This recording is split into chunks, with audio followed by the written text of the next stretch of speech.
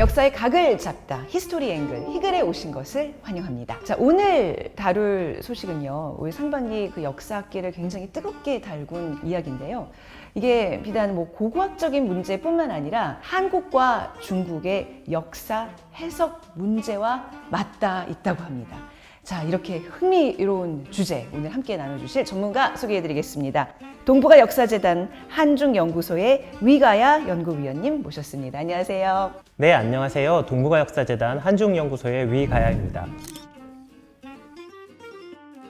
그 언론과 학계를 뜨겁게 달궜다는 얘기로 이렇게 시작을 하니까 굉장히 저기 뭐 흥분이 되거든요. 그렇죠? 네. 자, 어떤 이야기일까요? 어떤 이야기인지 제가 힌트를 하나 조금 드리려고 힌트요? 하는데요. 혹시 이런 말 들어보셨나요? 도장 함부로 찍지 마라. 아, 당연한 거죠. 어떤 계약이든 이 도장을 찍는 순간 이게 또 잘못 찍으면 특히 평생 굴레가 되잖아요. 네, 패가 망신한다고 그러죠. 그죠? 패가 망신한다. 네. 이런 게 다 우리 사회에서 도장이 가지고 있는 어떤 무게감 이런 걸 알려주는 이야기이기도 하거든요. 근데 이 도장이라는 게 최근에 한국과 중국 사이에 역사의 논쟁이 있는데 그 역사 논쟁에서 아주 중요한 단서로 등장을 했습니다. 도장이 역사의 단서가 되고 있다고요? 그럼 오늘 히스토리띵은 그 도장이겠네요? 그렇죠. 도장 들고 그래서 오셨어요? 오늘 저희가 네. 이야기할 히스토리띵이 네. 바로 이겁니다. 사진으로 이렇게 가져오셨구나. 네, 일단 사진으로 가져왔는데요. 네. 네. 굉장히 번쩍번쩍한 황금 도장이에요. 여기는 굉장히 귀한, 굉장히 규모가 있는 도장인 것 같습니다. 이 도장 크기가 얼마나 될 것 같으세요? 딱 봐도 네. 이만해 네. 보이는, 이만한, 네. 이 도장을 직접 가져오면 좋겠는데 이 도장이 지금 중국에 있잖아요. 네. 제가 중국에 가서 이걸 가져오려면 이렇게 돼요. 철컹철컹. 찰칵찰칵. 그래서 네, 그걸 네. 비교할 수 있게 네. 제가 동북아 역사재단에 직인을 하나 갖고 왔습니다. 자, 이거 보시면 크기가 어때 보이세요? 이거는 뭐 이제 뭐 재단 직인이니까 뭐 한 요 정도, KBS 직인도 한 요 정도 됩니다. 네. 근데 네. 지금 이 도장이 사진은 이렇게 돼 있지만 요거보다 작습니다. 저는 이게 지금 거의 뭐 옥새 같은 적어도 이만큼은 될 줄 알았는데 이거보다 작다고요? 예, 이거보다 작아요. 너무 작아서 조금 실망감은 있지만 과연 이 도장이 또 어떤 역사 논쟁 중심에 휘말리고 있는지, 왜 주인공이 되고 있는지 좀 본격적으로 얘기를 나눠볼까요? 자, 그럼 오늘 첫 번째 앵글 키워드 공개하겠습니다. 뭔가요? 네, 첫 번째 앵글 키워드는 조금 어려운 말이긴 한데요. 진, 고구려, 귀이후입니다. 무슨 뜻인지는 잘 모르겠지만 고구려는 알아듣겠고 뭔가 굉장히 품격 있는 그런 느낌입니다. 네. 네, 올해 상반기에 네. 중국 홍콩에서 경매가 열렸는데요. 그 경매에서 아주 조그만한 도장 하나가 나왔어요. 네. 지금 말씀드린 것처럼. 그리고 그 도장에 진, 고구려, 귀이후라고 하는 글자가 새겨져 있었습니다. 이게 우선 순금이라는 것도 놀랍고, 근데 거기에 지금 고구려라는 단어가 들어간 게 그게 굉장히 뭔가 핵심일 것 같은데요. 그렇죠. 그 인장의 글자를 해석해 보면 진은 당연히 이제 중국의 우리 삼국지의 삼국시대를 종결시켰던 사마씨의 진나라를 말하고요. 귀이후라고 하는 거는 진나라가 주변의 이민족 수장에게 준 칭호입니다. 그러니까 이 인장은 중국의 진나라에서 제작을 해가지고 고구려에 준 것으로 추정할 수가 있는데요. 이전에도 그 고구려 관련 인장이 발견된 적이 있어요. 몇 개 정도 발견됐는데 모두 동으로 만들어졌어요. 그런데 이거는 순금으로 만들어졌고 그 귀이후라고 하는 높은 칭호가 새겨진 인장은 이게 처음이었습니다. 순금이라는 것도 놀랍지만 이제 굉장히 높은 직함에 이름이 새겨져 있다는 게 그게 그래서 더 관심을 많이 받는 거군요. 그러면 이 도장은 지금 어디에 있어요? 올해 5월 18일에 중국 지안시 박물관에 기증이 됐는데요. 그래서 지금은 지안시 박물관에 있습니다. 근데 그 다음 날부터 중국 언론에서 이 인장을 가지고 고구려가 진나라에 종속됐다는 사실을 입증할 수 있는 확실한 증거다라고 대대적으로 보도를 했죠. 근데 참 이런 부분 나올 때마다 좀 속상한 게, 왜 우리 칠지도도 누가 봐도 백제 왕이 이렇게 하사한 건데 이거를 꼭 바쳤다고 이렇게 좀 우기는 경향들이 있잖아요. 중국에서는 그렇게 주장하지만 우리 학계에서는 시각이 다른 거죠? 네, 한국 학계에서는 인장을 나눠주는 거는 그게 외교 형식일 뿐이지 그것을 곧 지배와 종속의 증거로 해석할 수는 없다라고 반박하면서 신중하게 접근하기를 요구했는데요. 동북공정이란 말 많이 들어보셨잖아요. 그 중국이 고구려사를 중국사의 일부로 편입시키려고 한다라는 이야기. 그런데 최근에는 중화민족 공동체라고 하는 개념을 통해 가지고 지금 중국의 영토 안에 존재했던 모든 소수민족의 역사를 바로 중화민족의 역사로 전유하려는 작업이 진행되고 있거든요. 이 과정에서도 고구려사에 대한 왜곡이 진행이 돼요. 고구려를 구성했던 고대 민족 또한 역사적으로 중화민족의 일부분이었다고 주장을 하면서 고구려사가 중국 역사의 일부분이었다라는 주장이 중화민족의 형성이라는 관점에서 다시 강조되거든요. 근데 이 인장이 이러한 중국 측 주장을 입증할 수 있는 아주 중요한 근거로 이용되는 거죠. 그래서 이게 뭐가 문제인가? 를 우리가 좀 더 구체적으로 이야기를 해볼 필요가 있습니다. 이런 거 굉장히 우리가 논리적으로 무장이 돼 있어야 또 맞설 수 있으니까 오늘 시간 굉장히 중요한 것 같습니다. 그럼 두 번째 앵글 키워드 넘어가 보죠. 두 번째 앵글 키워드는 조공과 책봉입니다. 조공과 책봉 사실 우리한테 뭐 계속해서 굉장히 중요한 개념으로 역사에서 나오잖아요. 어떻게 적용되죠, 오늘은? 먼저 이 중원 왕조에서 인장을 이 주변에 있는 나라에게 주는 그 행위가 무엇을 의미하는지 확인할 필요가 있는데요. 중원 왕조는 이 책봉과 조공이라는 제도를 통해서 황제의 권위를 과시하고 주변국을 자신들의 세계 질서에 편입시키려고 했습니다. 근데 인장을 주는 행위는 그 중에서 가장 중요한 상징적인 장치였던 거죠. 그 말씀은 이제 중국 황제가 직접 외국 군주에게 이런 인장을 직접 하사해 줌으로써 그 군주의 지위를 이제 허락해준다, 인정해준다, 뭐 이런 의미인 거잖아요. 네, 맞습니다. 네네. 근데 이 인장을 중원 왕조에서는 고구려뿐만 아니라 이 나라, 저 나라에 참 많이도 줬어요. 이 나라, 저 나라에 다 뿌린 거예요, 그냥. 네. 그 대표적인 사례로 1784년인데요. 일본 후쿠오카현의 시가섬이라는 섬에서 한위 노국왕이라는 글자가 새겨진 순금 인장이 발견됐는데요. 이게 이제 후한서라고 하는 중국 기록에 기록이 있습니다. 그 내용을 한번 읽어봐 주시겠어요? 제가 한번 읽어드리겠습니다. 중원 2년에 외의 노국이 공물을 바치고 조하하였는데 사인은 대부를 자칭하였다. 노국은 외국에서 가장 남쪽에 있는 나라다. 광무제는 노국의 사자에게 인수를 하사하였다. 자, 그렇다면 그 일본 이 시가섬에서 발견된 그 인장도 그 중국 황제가 막 주변 국가에 뿌렸던 그 인장 중에 하나라는 얘기네요.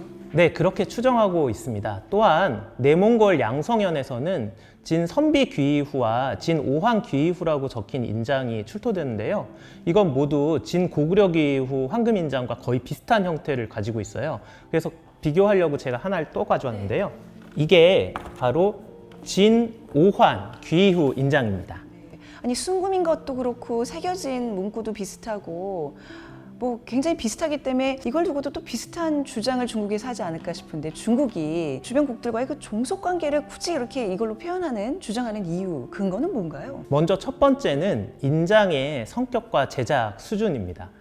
이 인장의 제작 수준을 볼 때 진나라가 주변국에 준 전형적인 관인으로 볼 수 있다고 하는 건데요. 이는 곧 이 인장이 단순한 장식물이 아니라 중원의 제도권 질서 속에서 부여된 봉작의 증표라는 것입니다. 그래서 이 인장의 성격을 과거에 확인된 인장들과 동일하다라고 파악을 한 다음에 선비나 오한 등 당시 진나라에 복속됐던 주변 민족과 진나라의 관계, 그걸 바로 고구려와 진나라의 관계로 치환해서 이해를 한 거죠. 그러면서 이러한 인장이 중원 왕조가 고구려를 철저히 지배한 증거가 된다고도 말을 했는데요. 이번에 발견된 인장 외에 이미 존재했던 6개의 인장, 고구려 관련 인장이 있습니다. 근데 그게 위로는 귀후, 아래로는 읍장, 천장, 백장에 이르기까지 다양한 직함이 나온다는 거예요. 즉 중국은 이렇게 고구려의 말단 관리까지 중원 왕조에서 임명을 할 수가 있었으니까 당연히 중원 왕조의 중앙정부가 고구려를 철저하게 관할하고 통제할 수 있었다고 이제 보는 거죠. 그렇기 때문에 고구려는 또 중국 동북의 고대 민족 지방 정권이다라고 할 수 있다는 거예요. 지금 중국 쪽의 논리를 설명해 주시는데 그렇죠. 여기서 네네. 이제 우리가 날카롭게 질문을 들어가야 됩니다. 진나라와 그 주변 국가들의 어떤 그 관계는 뭐 그렇다 치더라도 이게 고구려의 관계와 똑같이 적용되는 건 아니잖아요. 당시 고구려의 상황이 달랐고 역사적 정황상 우리가 복속됐다는 그 느낌은 좀 없었거든요. 우리가 역사 공부를 해보면. 네네. 그럼 어떻게 설명할 수 있을까요? 거기에서 바로 이 세 번째 앵글 키워드의 표현이 필요한데요. 세 번째 앵글 키워드는 바로 동상이몽입니다. 같은 물건을 두고 다른 생각을 한다. 네, 바로 그게 핵심인데요. 네. 당시에 고대 국제 질서가 중국을 중심으로 돌아갔던 것은 부정하기 어렵지만 이러한 국제 질서 아래서 동아시아 고대의 외교 형식으로서 조공 책봉 제도는 근본적으로 양면성을 띠고 있었습니다. 책봉에서 인장을 주는 자의 입장에서는 책봉의 형식을 구성하는 군주와 신하의 관계가 외교 형식에서도 성립한 것으로 판단해가지고 책봉을 받은 나라는 중원왕조에 종속된 것이다 라고 생각할 수도 있었던 거죠. 하지만 받는 자의 입장은 달랐습니다. 이 책봉 제도의 형식과 실질을 분리해서 이해를 했거든요.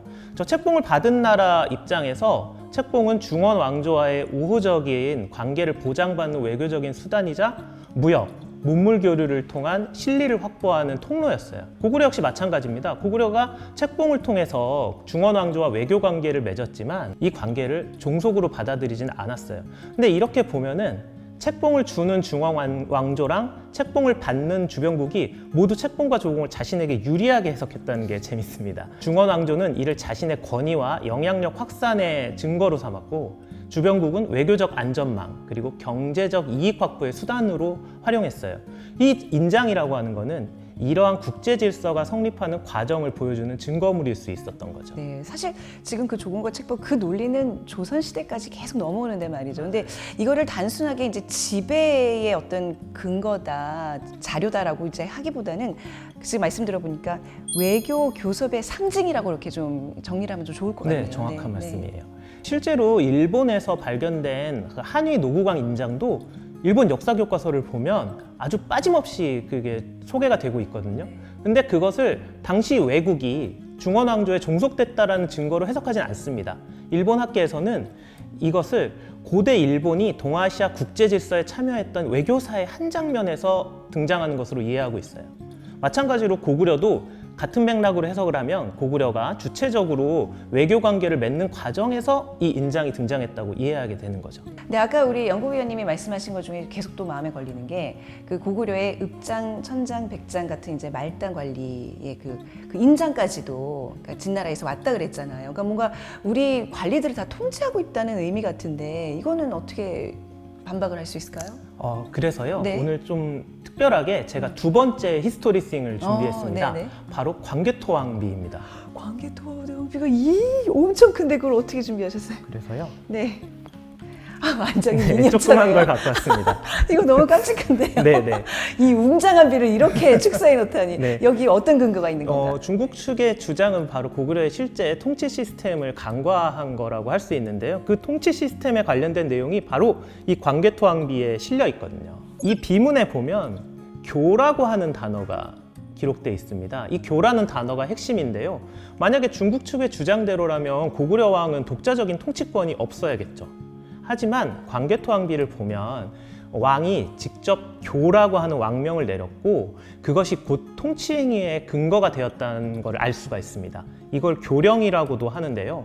즉 고구려의 통치는 고구려 왕의 독자적인 법령 체계를 통해서 이루어졌던 거죠. 그러니까 이제 인장이라는 게 고구려 통치 과정에서 그 기능을 하지는 않았다. 네, 이렇게 그렇습니다. 봐야 되겠네요. 네. 고구려를 다스린 건 고구려의 왕이었지 네. 중원 왕조의 황제가 아니었던 거예요. 그리고 백장, 읍장 같은 이름이 고구려 내부에서 실제로 쓰였는지도 사실 의문이에요.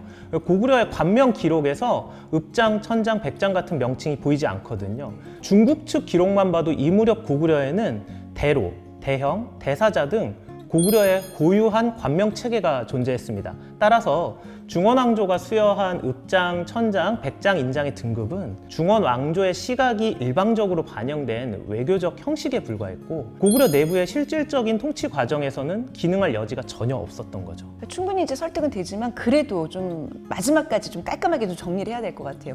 굳이 기능을 하지 않는 인장인데 왜 고구려 말단 직원까지 진나라에선 이거를 보냈을까요? 최근의 연구에서는 이러한 인장을 고구려 왕을 대신해서 진나라와의 교섭을 주도했던 고구려 측 관료들이 지녔던 교섭 수행자의 어떤 징표로 활용됐을 거로 보기도 해요. 일단 이런 거예요. 고구려로부터 사신이 왔습니다. 그런데 그러면 진나라 측에서 그 사신이 진짜 고구려 왕이 파견한 게 맞는지 확인을 해야죠. 이때 그 인장을 보여주면서 사신으로서의 자신의 지위를 증명할 수 있었다는 거예요. 좀 너무 많이 나간 거라고 생각하기도 하지만 이 연구의 내용대로라면은 이 인장은 오늘날로 치면 일종의 외교관용 여권 같은 게 외교관 아니었을까요? 여권 저도 그 생각했어요. 네네. 네네네. 물론 더 연구를 할 필요가 있어요. 왜냐하면 이것도 어떤 이제 학자의 주장일 뿐이고 고대사라고 하는 건 정말 진짜 모르는 거 투성이거든요. 그런데 분명한 게 하나 있어요. 분명한 거는 인장을 근거로 해서 고구려를 중국의 속국으로 보는 거는 역사적 맥락을 무시하는 시대착오적인 접근이라는 것입니다. 네, 아주 강하게 주장을 해주셨습니다. 굉장히 그 통쾌한 면이 있어요. 사실 우리가 이런 소식을 접할 때마다 마냥 흥분할 것이 아니라 이렇게 정말 차근차근 아주 정확한 논리 근거로 이렇게 좀 반박을 해야 되는데 오늘 좀 우리가 확실히 무장이 된 것 같습니다. 자, 오늘의 희글 포인트 연구위원님께서 정리해 주시겠습니다. 네, 오늘의 희글 포인트는 역사의 행간을 읽는 지혜입니다. 역사를 볼 때 단순히 표면에 드러난 사실만을 그냥 그대로 해석하는 것은 매우 위험하다는 건데요. 오늘 우리가 본 진 고구려 귀이후 황금인장의 사례는 역사 해석에서 우리가 얼마나 신중한 태도로 접근해야 하는지를 잘 보여준다고 할 수가 있어요. 같은 물건, 같은 기록을 두고도 전혀 다른 해석이 나올 수 있다는 것이죠. 고대 동아시아의 책봉과 조공 관계는 겉으로는 상하관계처럼 보이지만 실제로는 일종의 동상이몽의 외교 게임이었다고 할 수 있습니다. 주는 자는 권위와 질서를 과시하려고 했고요. 받는 자는 실리와 안정을 추구했던 거죠. 이런 고대 동아시아의 외교 무대에서 등장했던 인장, 이 인장이 어떠한 역사적 의미를 가지는지를 사실에 가장 가깝게 이해하기 위해서는 이러한 명분과 실리가 충돌하면서도 공존했던 그 책봉 조공 체제의 양면성을 생각해야 돼요. 이렇게 볼 때 인장이라고 하는 것은 복속이 아니라 관계의 성립을 보여주는 징표였다고 할 수 있습니다. 우리가 주의해야 할 점은 역사 기록이나 유물을 일방적으로 해석하려고 하는 그런 태도입니다. 특히 현재의 정치적 목적을 위해서 과거를 재단하려고 하는 시도, 그거를 우리는 정말 더욱 경계해야 돼요. 역사적 사실에 조금이라도 좀 더 가까이 가기 위해서는 표면 아래에 숨겨진 맥락과 당시 사람들의 실제 의도를 읽어낼 수 있어야 한다고 생각을 하거든요. 하나의 증거를 가지고 특히 그 증거가 나한테 유리하다고 여겨지는 그런 증거만을 가지고 성급하게 결론을 내리지 말고 다양한 각도에서 교차 검증을 해서 그리고 무엇보다 당시를 살아갔던 당시 사람들의 시각에서 이해하려고 하는 노력이 필요하다. 이걸 오늘의 희글 포인트로 말씀드릴 수 있을 것 같아요. 정말 네네. 속속이 정말 다 들어오는 정말 마음속에 새겨야 되는 중요한 말씀을 해주셨습니다. 자, 오늘 역사는 언제나 행간에 진실이 숨어있다는 그 말씀 좀 마음에 새기면서 오늘 이 시간 마무리하도록 하겠습니다. 위가야 연구위원님과 함께한 시간이었습니다. 오늘 감사합니다. 네, 고맙습니다. 네. 자, 희글 준비한 소식 오늘 여기까지입니다. 혹시 오늘 이야기가 굉장히 마음에 드셨다 하면 좋아요, 또 구독, 여러분들의 댓글까지 좀 남겨주시면 감사하겠습니다. 저희는 다음 시간에 다시 인사드리겠습니다. 안녕히 계세요.